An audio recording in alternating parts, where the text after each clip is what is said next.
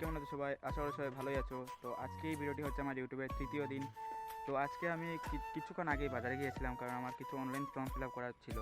তো সেটা করে এসে বাড়িতে আমি একটু খাওয়া দাওয়া শেষ করে একটু মোবাইল দেখতে বসেছিলাম। তখনই মা বললো যে তোর আজকে চুল কাটতে যেতে হবে, এবং আমিও ভাবলাম যে চুলটা কাটাই যায়, অনেক বড় হয়ে গিয়েছিল।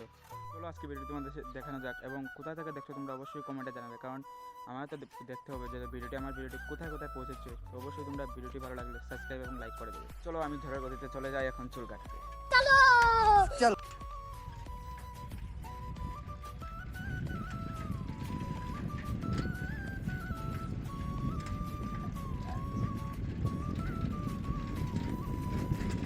তো আমি এখন আমাদের বাজারে চলে এসেছি, এখন আমার চুল কাটার দোকানে চলে এসেছি। এই যে চুল কাটার দোকান, এটা হচ্ছে চুল কাটার দোকান।